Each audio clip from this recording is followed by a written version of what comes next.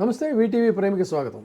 America అధ్యక్షుడు Donald Trump అకారణంగా భారత్పై విద్వేషాన్ని వెలుగొక్కుతున్నాడని చెప్పాలి. భారత్ స్నేహహస్తం సాచింది.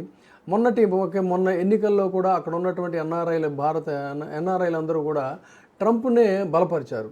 తర్వాత మోడీ ఎంతో ఆహ్వానించాడు, అక్కడికి వెళ్ళాడు, ఎంతో ఆప్యాయంగా ఇదయ్యాడు. కానీ అమెరికా అధ్యక్షులకు ఒక ట్రంప్ అని మాత్రమే కాదు, సహజంగా అమెరికా అధ్యక్షుల యొక్క పోకడ ఎలా ఉంటుందంటే, వాళ్ళు ఎవరైనా సరే, వాళ్ళకి ఏ దేశంతో స్నేహమైనా సరే కేవలం ఆర్థికపరమైనటువంటి సంబంధాలే ఉంటాయి తప్ప వాళ్ళకి సెంటిమెంట్స్ అనేటువంటివి ఉండవు.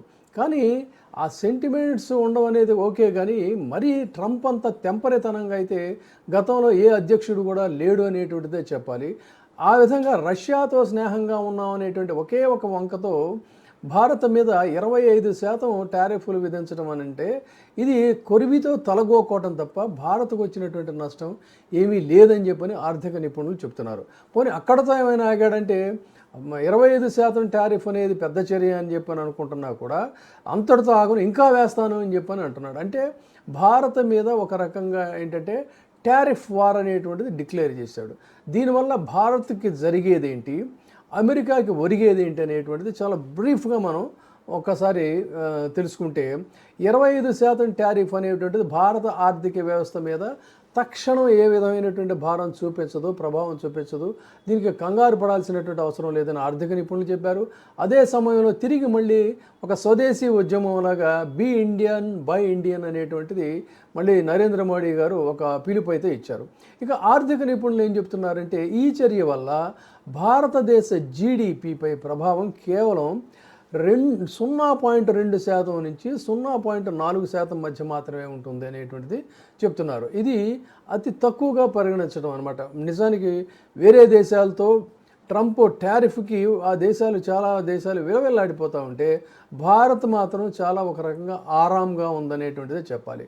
ఎందుకు అంటే భారతదేశం ప్రధానంగా దేశీయ వినియోగంపై ఆధారపడేటువంటి వ్యవస్థ. ఇప్పుడంటే ఏదో అనవసరంగా వెస్ట్రన్ కల్చర్ అనేటువంటిది కొంత క్రేజ్ అనేటువంటిది పై స్థాయి ఉన్నటువంటి వాళ్ళకి మొదలైంది. కానీ బట్ మోస్ట్లీ ఏంటంటే దేశీయ వినియోగం మీదే మనం ఎక్కువగా డిపెండ్ అవుతూ ఉంటాం. సో ఆ విధంగా చూసుకుంటే జీడిపిలో సుమారు 2.5% మాత్రమే ఇది ఈ ఎగుమతుల బడ్డని చెప్పాలి. ఇది కూడా ఏంటి, కేవలం టెక్స్టైల్స్, ఆభరణాలు, కార్ల యొక్క విడిభాగాలు, తర్వాత ముఖ్యంగా ఏంటంటే మెడిసిన్స్, ఫార్మా, ఈ రంగాలకు సంబంధించే ఎక్కువగా ఇవి ఎఫెక్ట్ అయ్యేటువంటిది ఉంది. అది కూడా భారీగా ఎఫెక్ట్ అయ్యేటువంటిది ఏమీ లేదు. ఇది ఇలా ఉంచితే యాపిల్ లాంటి సంస్థలకి ఉత్పత్తి కల్పన చేస్తున్న కంపెనీల మీద కూడా ఖచ్చితంగా కొంత ప్రభావం ఉంటుంది. ఉదాహరణకి ఏంటంటే ఈ స్మార్ట్ ఫోన్లు, ల్యాప్టాప్లు ఇవన్నీ కూడా ఆ టారిఫ్ కిందకే వస్తాయి కాబట్టి ఆ విధంగా ఉంటుంది. ఆటోమొబైల్ విడిభాగాలకు సంబంధించి కూడా, అంటే అమెరికాకి మనం కార్లు ఎగుమతి చేసే పరిస్థితి లేదు, కానీ బట్ వేరేజ్ ఆటో విడిభాగాలు మాత్రం అమెరికాకి ఎక్కువగానే ఉంది కాబట్టి ఈ పరిశ్రమ మీద కూడా కొంత ఎఫెక్ట్ ఉంటుంది. ముఖ్యంగా ఇవన్నీ అలా ఉంచినట్టయితే భారతదేశాన్ని ప్రధానంగా అమెరికాకి ఔషధాలు పంపించేటువంటి ఒక గొప్ప దేశంగా అమెరికాలో ఉన్నటువంటి వాళ్ళందరూ కూడా భావిస్తారు. ఎందుకంటే కోవిడ్ వచ్చినప్పుడు అనేక మంది అమెరికన్ల యొక్క ప్రాణాలు నిలబెట్టింది భారత ఔషధాలే అని చెప్పని వాళ్ళే చెప్పారు. అక్కడ చాలా ఇంపార్టెంట్ ఔషధాలన్నీ కూడా ఎక్కడి నుంచి వెళతాయి అన్నట్లయితే భారత్లోనే తయారీ అవుతుంది. సో అంత పెద్ద అసెట్ అని అన్నమాట హెల్త్ పరంగా చూసుకున్నట్టయితే.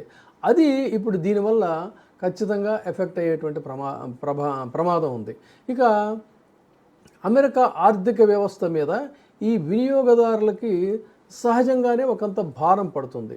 అంటే టారిఫ్, దిగుమతి వస్తువుల మీద పన్ను ఉండడం వల్ల అది ఎప్పుడైతే మనం కట్ చేస్తామో ఆటోమేటిక్గా అక్కడ వినియోగదారులు ఎఫెక్ట్ అవుతారు. సో అప్పుడేమవుతుంది, దుస్తులు, ఆభరణాలు, ఎలక్ట్రానిక్స్ ఈ ధరలన్నీ కూడా అమెరికాలో కూడా పెరుగుతాయి.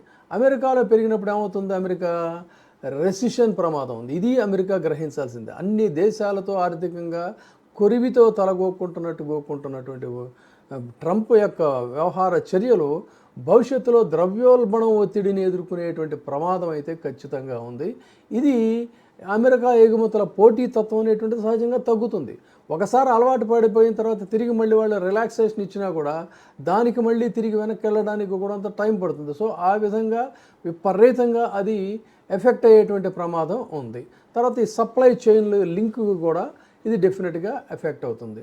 సో ఇది ఈ విధంగా ఉంటే ఉత్పత్తి ఖర్చుల పెరుగుదలకు సంబంధించి భారత్ నుండి రా మెటీరియల్స్ దిగుమతి చేసుకునేటువంటి ఈ పరిశ్రమలన్నీ డెఫినెట్గా అమెరికాకి ఎఫెక్ట్ అవుతాయని చెప్పిన ఆర్థిక నిపుణులు ఇప్పటికే చాలామంది రకరకాలుగా మంచి అనాలసిస్ కూడా వాళ్ళు ఇచ్చారు.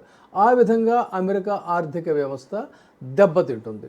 దెబ్బతిన్న తర్వాత ఇదే రేపు భవిష్యత్తులో రెసిషన్కి దారితీస్తుంది. ఇక మన జీడిపి మీద ప్రభావం ఏంటంటే మనం ముందే ఆల్రెడీ చెప్పినట్టు 0.2% నుంచి 0.4% మధ్య మాత్రమే ఇది ఉంటుంది అనేటువంటిది ఇప్పుడు. ఇక చూసుకున్నట్లయితే సెన్సెక్స్ కూడా ఇది అనౌన్స్ చేసిన తర్వాత పెద్దగా ఏమీ ఎఫెక్ట్ అవ్వలేదు. అదే భారతదేశం యొక్క ఆర్థిక వ్యవస్థ యొక్క గొప్పతనం అని చెప్పని ఆర్థిక నిపుణులు అందరూ కూడా ప్రశంసిస్తున్నారు.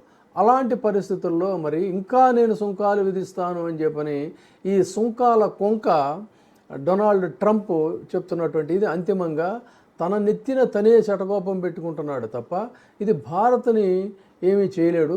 మహా అయితే అమెరికా నుంచి నిధులు పంపిస్తూ తిరిగి మళ్ళీ పాకిస్తాన్లో ఉన్నటువంటి ఉగ్రవాద మోకల్ని ఎగదోసేటువంటి ఇది చేస్తాడు. అది కూడా దానికే నష్టం తప్ప మనకు వచ్చిన నష్టం లేదు. ఎందుకంటే ఈరోజు పాకిస్తాన్ యొక్క దుశ్చర్యల్ని ధీటుగా ఎదుర్కొనేటువంటి సత్తా భారత్కు ఉందని ఆల్రెడీ ప్రూవ్ అయింది. కాబట్టి అనవసరంగా కయ్యానికి కాలు దువ్వితే రష్యాని చూసి మన మీద కడుపు మంట తీర్చుకోవాలనుకుంటే ఫలితంగా అది అమెరికాయే నష్టపోతుంది తప్ప భారత్కు వచ్చినటువంటి పెద్ద నష్టం అయితే ఏమీ లేదని చెప్పని చెప్పుకోవాలి. Thank you. ఇప్పుడే సబ్స్క్రైబ్ చేయండి, లైక్ చేయండి, షేర్ చేయండి. వే టీవీ ప్రైమ్, మీ ఉత్తమాభిరుచుల సమ్మేళనం.